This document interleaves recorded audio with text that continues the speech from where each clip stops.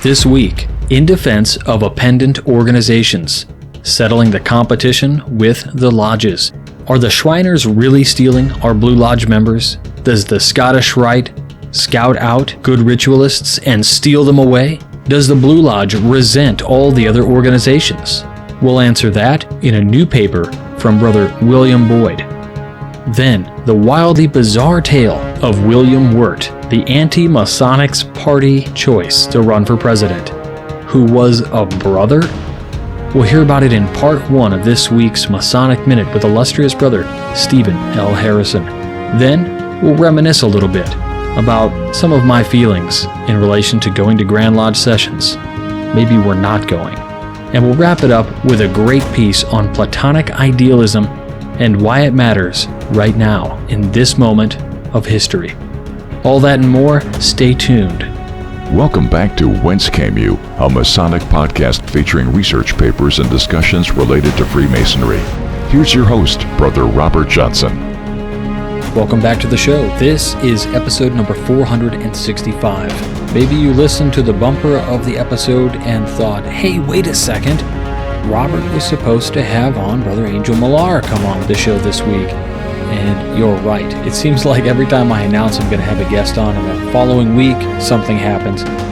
Angel and I had some schedule conflicts, so we're going to try and record the episode in just a couple days. Hopefully, we'll have talked, and we'll get that episode up just as soon as possible.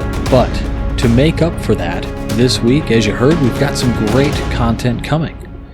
In the news this week, I did want to go ahead and mention just a couple things because I know some people are asking about it, and I have not forgotten. Number one, when will we do the episode with Ben Williams about Mormonism and Freemasonry? And we're going to have a special guest on that episode as well. A brother of the Mormon faith will be joining, so there will be some critical insight coming direct from some first-hand accounts to talk about this. As much as they can. We won't put them on the spot, but it is going to be a really great episode. Secondly, I've had numerous conversations with Brother Ben Williams, and we want to go ahead and tackle the idea of the Knight Templar origins and its connection to Freemasonry. Is there a connection? Many people say yes. We've got the books by John J. Robinson and many others who claim a lineage of Freemasonry that stems out of, the Sinclairs or of Knight Templars and what have you. My position is that I do not believe there is a direct lineage between the craft as we practice it today and the Knight Templar. Ben Williams has stated in episode, I think, number 1 of his podcast, he gave a speech on the Knight Templars and Freemasonry and possible connections. So we'll probably dive into that as well, and we'll have some additional context in the form of perhaps some formidable experts on the topic. So that'll be more of a debate episode that we're going to try out here sometime in the future. We're just waiting on schedules to clear up. Ben's in law school. I'm in business school. So we just have to wait for the right time for a lot of this to come up. So please don't get frustrated. Please hang tight. It will happen. I promise. Just some updates on Masonicon Chicago. If you were an attendee of Masonicon Chicago, either digitally or in person, you should have gotten an email, an automated email, that came to you which asked you to create a username and a password for MasoniconChicago.com, which is where you can watch all of the presentations. You'll have to sign in to view them because they are exclusively yours to watch for the next 11 months. Please don't share them because that is not equitable. You paid for exclusive access. And we want to maintain that integrity. So, to that end, I would just say that if you haven't gotten access yet, please go to the website and click on Presentation Archive, and you'll see something at the bottom that says, not a member, click here to join or whatever, and it should shoot us a message and allow me to click yes. And I just verify you had a ticket, and once I do that, you should have access. We do have a very limited number of extra coins and lapel pins for Masonicon Chicago. If that interests you, if you would like to own a piece of history, go to MasoniconChicago.com, click on shop, and you can either buy the pin, the coin, or both. If you buy both, I take $2 off the cost, and of course it's the same shipping price, so it's a little bonus there. We just want to make sure everybody gets a chance to buy them. So again, we have very limited, less than 50 left. Now, before we jump right into the education, we need to do our due diligence and thank all of our producers, all of our fellows, all of our contributors for all of the help that they've given the show over the years, over the months, over the weeks. We cannot do this without you. You're the reason for the Masonic education that is coming week after week, and been doing this show since 2011, if you can believe that, almost 10 years. And we've got over 460 episodes. That's incredible. But in order to keep all of those episodes up for you all the time, we need that kind of monetary assistance so that we don't have to cut off a chunk of the episodes and say members only or whatever. That's a great model to do and to build up the coffers a little bit to help out. But I would much rather just ask you all to help, and really appreciate it when you can do that. So if you want to learn about how to help this program, head on over to wcypodcast.com, click on support the show, and see how you can do that. Now, let's get into this week's education. Now, in the past, there have been many articles written about the appendant bodies, the appendant organizations. Do away with them because everything you need is in the Blue Lodge, the Symbolic Lodge, the Andy Hammer model. We've got people saying things like Blue Lodge first, or my brother Scott Duvall has said, well, if you want Blue Lodge to be amazing, you need to make Blue Lodge amazing, vote with your feet, and go wherever the heck you want to go. Don't hold it against a brother if he decides to go on to the shrine or decides to go on somewhere else. Now, I had a paper submission called Living the Journey, and it is by Brother William Boyd, a past master and senior warden, Valley High Lodge, number 1407 in San Antonio, Texas. He's also a member of Helotes Lodge, number 1429 in Helotes, Texas, or maybe it's Helotes, Texas. Somerset Lodge, 1205 in Somerset, Texas as well. So this guy's been around the block, and he wrote this paper. Again, it's called In Defense of Appendant Organizations, Settling the Competition with the Lodges. And I'm really excited to read this, you guys. I hope you guys find it edifying. Let's dive right in right now. Who will speak openly in defense of appendant organizations? Who will justify organizations that lure our active brothers from our lodges when our lodges are in need of attention and assistance? This is a common charge I hear against appendant organizations, and I will make the case in defense of these Masonic organizations. Let me be upfront with one point. I do not like the term appendant bodies as we use it today.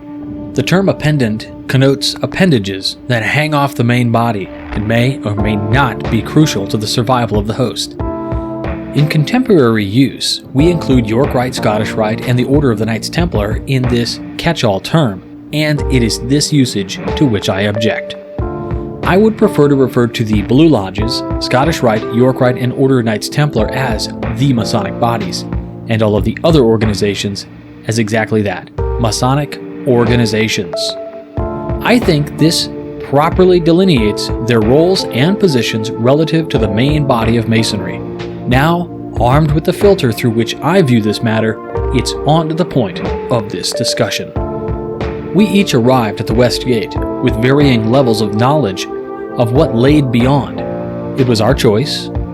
We were the ones in search, and we alone made the decision to knock upon the door. We were curious, and we were exhilarated by the possibilities that waited. Once we entered, we discovered we had not arrived at a destination. Rather, we were at the beginning of a journey, our journey of our own self-discovery and improvement. We absorbed the lessons the Blue Lodge provide, and these are lessons filled with hints and clues to more doors and more lessons beyond. If we paid very close attention, the lessons provided through the third degree told us explicitly the Masonic story continued beyond what we would be able to experience in our Blue Lodge. Once we completed our lessons from those first 3 foundational degrees, we found ourselves at the very first fork in a road of our individual journeys. Some of us found our Masonic hearts and souls in lodge, instructing, conferring degrees, going through the line, and administering to the brethren. Others of us, however, were searching for something else. more of the story, the meaning behind the story, and how we might apply our newly acquired knowledge to our lives in an increasingly complex and fast-paced society. We learned there are other additional Masonic bodies that provide additional lessons and build upon what we learned in our Blue Lodge. More pieces of the mosaic. For a growing number of men arriving at our West Gate today, the story and the associated lessons are basis of their journeys from the very first lesson experienced by way of the first degree, all the way through to the final lesson offered through the several Masonic bodies.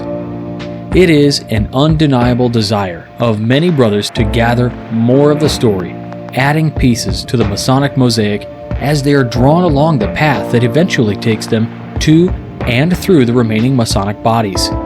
It is how brothers meet new brothers and expand their Masonic network and universe as they go. This, my brothers, is the essence of traveling. The York Rite, the Scottish Rite, and the Order of the Knights Templar provide those necessary lessons that complete the Masonic mosaic that we represent through the quote-unquote story. It is through this cumulative, allegorical story that we learn, understand, and relate our lessons. My brethren, the only way to receive those lessons is through the degree work offered by those Masonic bodies. This brings me to a question at the heart of the debate over the role of the Masonic bodies and Masonic organizations. Is Masonry about the Blue Lodge, or is it about the Mason? This question is not without controversy or emotion, but the answer I must embrace helps us properly place the quote-unquote appendant bodies within the fraternity. If Masonry itself, as a fraternal organization, is about the Blue Lodge, it then is about the construction and maintenance of the basic infrastructure we provide to induct new Masons and inculcate the three essential Masonic lessons. We invest much of our time, labor, and love in this effort because we understand the unquestionable need of a functioning West Gate. It is our home. It is where we and our worthy brothers enter into the craft. It is, in fact, our first unifying experience when we meet our new brothers upon the level. If, on the other hand, Masonry is about the Mason, it then is about the story and the Mason's journey. It is about the ways and means for the Mason to receive the lessons and effect changes in his life and philosophy. As he assembles his Masonic mosaic, it is about the personal and fraternal connections the Mason makes along the way, continually growing and nurturing his personal Masonic universe and knowledge. Finally, it's about the Mason's relationship with his Creator and with mankind, his role, his responsibilities, and his fidelity. I submit to you that the answer must be that it is about both, and that the two philosophies are inseparable. While our Blue Lodges are our common bond within and across the fraternity, they are indispensable in the life and continuation of Freemasonry itself. And the Mason, through his journey, is indispensable in growing and nurturing the fraternity through gaining and sharing knowledge, exhibiting his passions, and exciting the imagination of his brothers.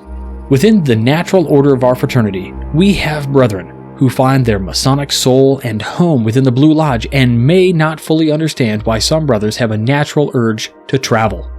We also have brethren with that innate curiosity that leads them to travel and may not understand why other brothers are satisfied by their love of the Lodge and the reward that Blue Lodge has to offer. Here, then, is the root of a perceived competition between our lodges and other Masonic bodies.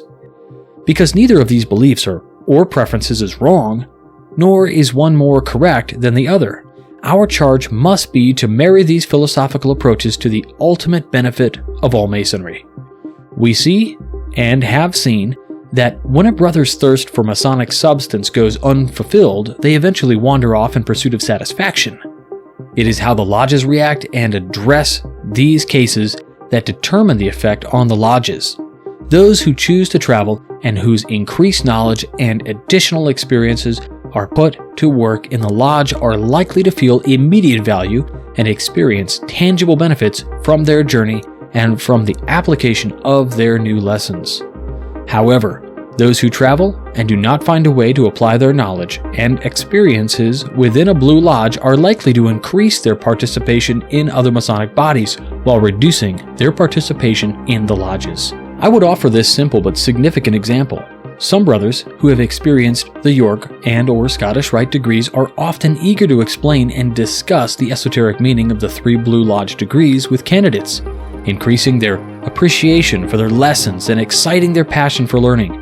Brothers bringing this type of experience to Lodge, along with a passion for learning and sharing information, provide the Lodge with potential mentors to excite new Masons and stimulate curiosity among the Lodge members.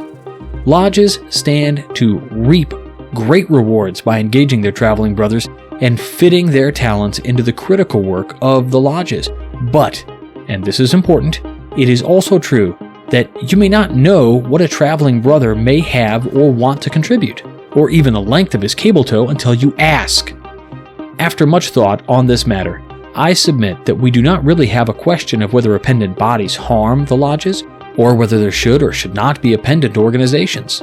I propose that what we do have is a challenge to acknowledge and effectively manage the equities between the brethren, the lodges, and the Masonic bodies to share the benefits that each contribute to Masonry. We need the full corpus of Masonry going forward, as one fraternity with several distinct bodies which complement each other with lessons, knowledge, opportunities, and rewards for the brothers who choose to travel. It is up to each Mason how he applies his knowledge, tools, and time, and it's up to the lodges to effectively utilize the knowledge, tools, and time that the traveling brothers have to offer. If we resolve the perceived competition between lodges and the other Masonic bodies, we will, at the same time, strengthen the corpus of Masonry, even as we are challenged by an unpredictable future. Be safe, my brethren, and remember, always reach beyond your grasp. I remain sincerely and fraternally yours, Brother William Boyd. Wow. What an incredible piece. From the get-go, when Brother Boyd says he doesn't like the term appendant bodies, I thought, really? Why not? And his reckoning for this is appropriate. When a body goes into, let's say, hypothermia, all the blood, the reason why fingers go black and toes and stuff fall off is because the lack of blood is staying away from the extremities. It stays away from the parts of the body that are not necessary and instead crowd around the necessary life-giving organs, right? So to call these organizations appendages, it basically says that when the going gets tough, they must drop off. And we've talked about allegorical representations of the bodies in past episodes, and we've made this same corollary. So, great point here. I feel like the overwhelming message of this is that, number one, there's no competition between these lodges. But again, I feel like there is still competition because, in a way, we're competitive for the brother's time and his efforts. As somebody who's active in Freemasonry, I can tell you that, what am I saying? I can tell you. If you're listening to this, the chances are you're probably a super active brother anyway, or you listen to this show because you're not able to be as active as you want to be. The point is, I'm speaking to the choir. You know how many organizations are tapping you right now. You know that you're probably running a raffle. You're probably selling onions for the shrine. You're probably the secretary of some organization. And you're probably trying to figure out how to work degrees during COVID or manage how to keep people going and enthusiastic and all of this during a time of slowed work. So I think there is still some competition. And maybe right now, it's worse than ever. Or maybe it isn't. This paper really gave me a lot to think about. Certainly, I agree that each organization, if they were to tap on every single brother, there would be enough help to go around, and maybe it wouldn't just be this 1% of Freemasons doing everything. Podcasting, degrees, running lodges, whether you're the secretary or an executive officer, a treasurer, master, warden, a Grand Lodge committeeman that gets no rest. Maybe if our organizations weren't afraid to tap you on the shoulder and say, "What's your expertise? Are you willing to serve?" If they did that to everybody, I'm sure of it, that we would have enough brothers to fill the roles so that you spread the wealth, you spread the labor, right? Many hands make light work. And this is leveraging the talents of everybody. And when this happens, now there really isn't competition because now we've filled the roles of how we need to fill them by asking brothers to fill a role in one organization that they don't fill in another because somebody else has been tapped to do that in that organization, and now there really isn't any competition. We can just focus on quality work. Who can best work and best agree? Something to think about. Well, Brother William Boyd, I want to thank you for this paper. Absolutely on point. All right, now before we get into our next piece, we've got part 1 of a great Masonic Minute coming right up. Let's give a listen. He was a fellow craft and perhaps even a master mason, an enigma of a 19th century man whose strange story even spills over into the 21st century. Born in 1772, William Wirt became an attorney practicing in Richmond, Virginia. In 1807, President Jefferson appointed him prosecutor in Aaron Burr's treason trial. There, he gained a reputation as a great orator, and the high-profile event greatly extended his fame. Back in Richmond, his political career began in 1808 as a member of the Virginia House of Delegates, and later he served as a district attorney. In 1817, U.S. President James Monroe, a Freemason, appointed him as Attorney General of the United States. He served in that position for over 11 years into the term of John Quincy Adams, a notorious opponent of the craft. History credits him with greatly increasing the significance of that office. The infamous Morgan Affair of 1826 spawned sentiment against Freemasonry that grew to a nationwide level, and in 1832 it led to the formation of the country's first third political party, the Anti-Masonic Party. The party approached Brother Henry Clay to be its presidential candidate. Clay turned them down with his famous quote, "I would not denounce or renounce Freemasonry even in order to become President of the United States." With Clay's rejection, the anti-Masons turned to Wirt, who accepted. Wirt was initiated and passed in 1801 in Richmond's Jerusalem Lodge number 54. He claimed never to have been raised, but the records of Virginia's Stevensburg Lodge 40 list a William Wirt as a Master Mason in 1803.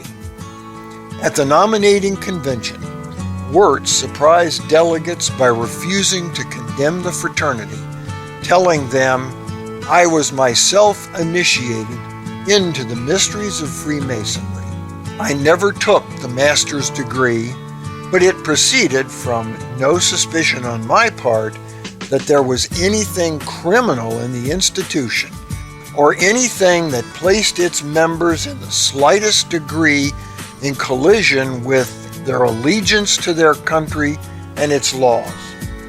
I have thought and repeatedly said that I considered Masonry as having nothing to do with politics, and nothing has surprised me more than to see it blown into consequence."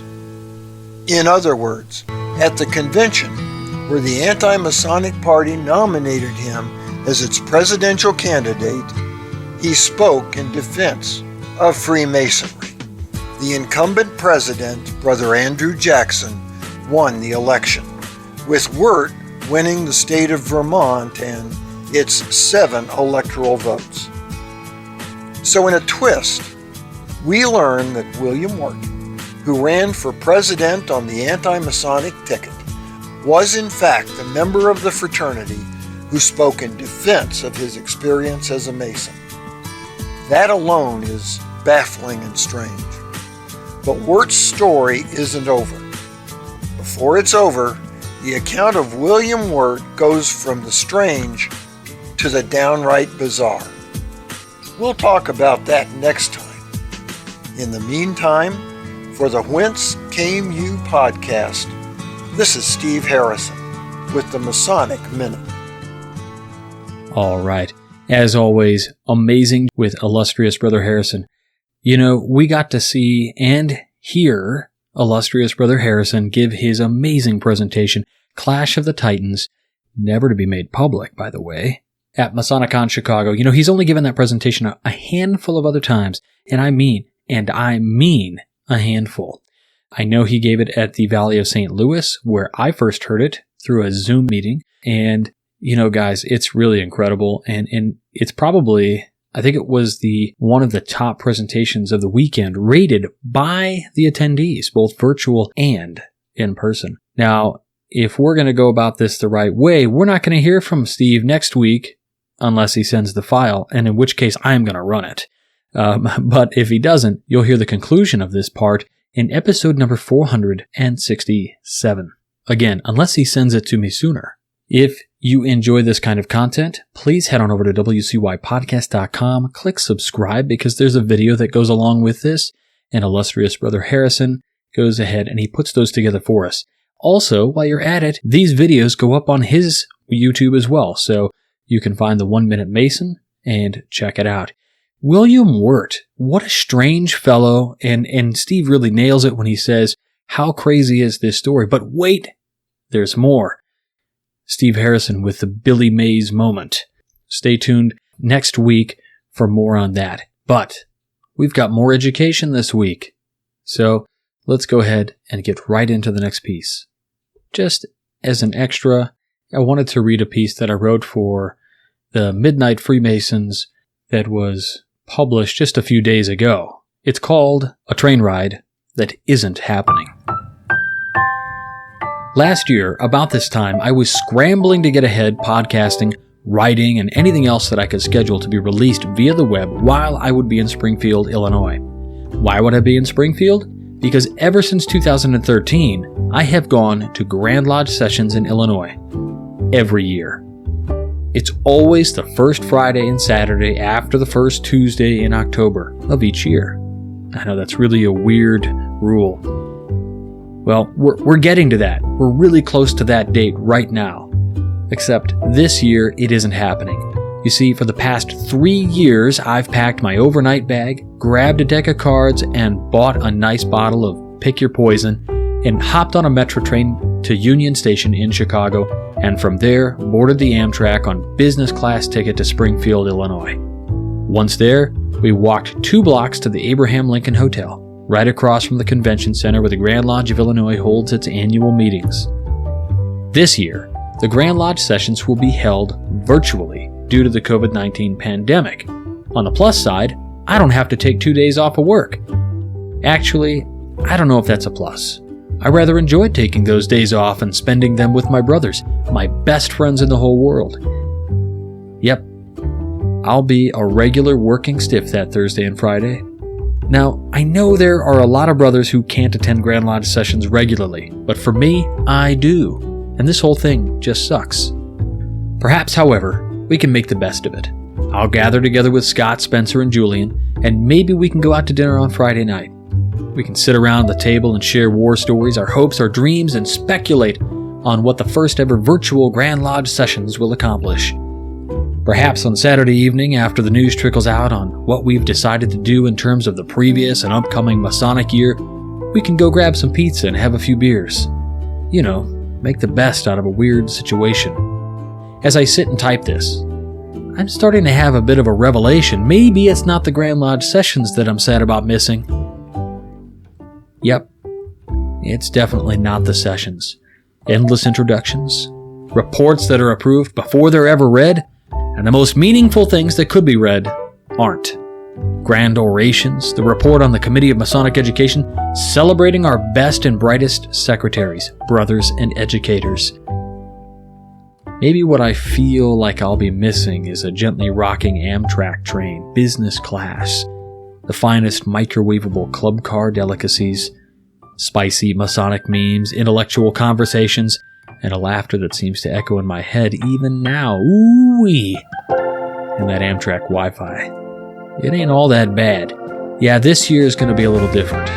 Each year the trip home from Springfield on the Amtrak seems to feel, for me anyway, like someone died. I remember as an only child growing up in a home with a single mom. We lived in the Midwest, and my entire family and all my friends were in California. My mother, in her infinite wisdom, and I am not being facetious here, that she moved us to Illinois to get away from the hustle and bustle of the West Coast. Of course, my friends could never fly back to see me. Well, there was this one time my friend Chris came out to visit. They stayed for about 5 hours or so, but that was it. But when they left, it always felt so strange. Like something had been not taken away, but erased. Erased, but somehow I still knew something was missing. It wasn't exactly sadness. I suppose the adult in me would use the word melancholy. A sort of black and blue bruise to the child within, a real hit. The words, "Here we go, back to normal." I think that's probably normal for a kid though. You're connected, you're present, living in the moment. You don't have grown-up distractions. For now, I'll just daydream. Remembering what it felt like to get up at ungodly hours in October, the sun charring some other place just east of wherever I was. A cool dampness at the train station, hopping on and watching the strobe of jade as we rocked along the metro tracks. Streetlights filtering through the green windows. Arriving at Union Station, stepping out into the Grand Hall, breathtaking. So magnificent, in fact, you almost forget that you just walked a mile, or what seemed like it, with a metric ton of luggage. Walking into the business class lounge and seeing your friends, your brothers, waiting for you. Maybe next year, when we travel to Grand Lodge Sessions, I hope we'll be back to normal by then. I'll find the time to slap 2 more Instamatic picture stickers on the convention center's podium that the Grand Master uses every year. One for this year, and one for the next. Robert Johnson. So here we are, in the midst of September. Election season, we're all getting a little, well, tired. Or maybe we're getting energized. I don't know. One thing's for sure, it does seem odd out there, and questions about our own personal realities keep popping up. You know, these are really odd questions of philosophical value for self-reflection and all of these things. And just a few days ago, 9 days ago to be precise, at the time of recording this, the Masonic Philosophical Society writer Joe published a piece called Platonic Idealism. And I thought, after I read it, I had to share it with you guys. Here we go. Platonic Idealism by MPS writer Joe, September 21st, 2020. In 1998's The Truman Show, the titular character, played by Jim Carrey, lives in the fictitious world of Sea Haven. It's an idyllic, quaint coastal town with bustling businesses and friendly faces. It's the world Truman has known since his birth. Yet unbeknownst to him, his entire life is an elaborate ruse, a joke everyone is in on but him. He's the star of the world's most popular show, the ultimate in reality television. Everyone he knows, from his mother and father through to his wife, is an actor. When asked why Truman has never realized the truth behind his life, the show's creator remarks, quote, "We accept the reality of the world with which we are presented. It's as simple as that," end quote. In doing so, he evoked an ancient pillar of Western philosophy, Platonic Idealism. Indeed, the story of Truman's life mirrors Plato's famous tale of the cave. In the cave, we find a group of people chained up. They face forward, unable to move. They spend their entire lives staring at a wall upon which is blank, shadowy images dance. One day a man breaks free. He ventures up out of the cave, discovering a great fire with a platform in front, upon which people walked, carrying objects, the source of the images. Eventually reaching the mouth of the cave, the man is blinded by the power of the sun.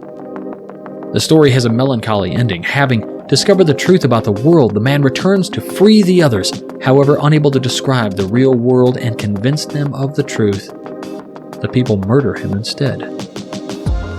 The idea described in these stories is simple. You can't trust the world you perceive, the world of sensory perception. Here, Plato distinguished between two worlds. The first was our world, ever-changing. The second world was of world of forms, where the perfect idea or form of everything existed. Our world, the first, was a mere shadow.